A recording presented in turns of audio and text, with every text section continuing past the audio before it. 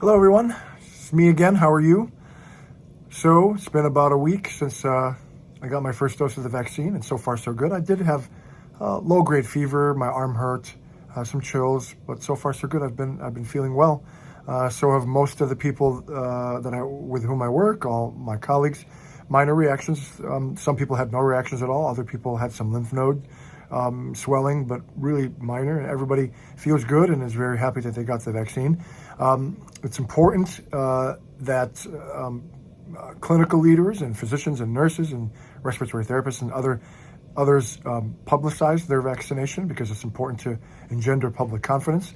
I'm glad that Dr. Anthony Fauci got his vaccine publicly, and it's important to dispel the misinformation. If you don't want the vaccine, I mean, that's your choice, okay? But don't spread misinformation. You can't get COVID from a vaccine. That is absolutely not, especially with the messenger RNA. You can't get COVID because there is no COVID in the vaccine. The messenger RNA is a little piece of genetic code that induces our own cells to make the spike protein, and then our bodies generate an immune response to the spike protein, rendering us safe and protected from the infection. So there's no COVID. You can't get COVID. If you react, yeah, you get fever, chills. It's similar to COVID, but that's indicative of your immune response.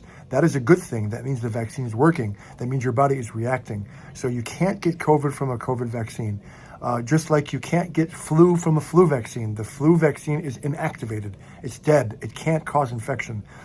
There are other vaccines that have live viruses, like the adenovirus vaccine, but even then, you can't get COVID from that because there's no COVID. Even the vaccines that have inactivated COVID vaccine, virus, again, you can't get an infection from a vaccine that doesn't have live virus.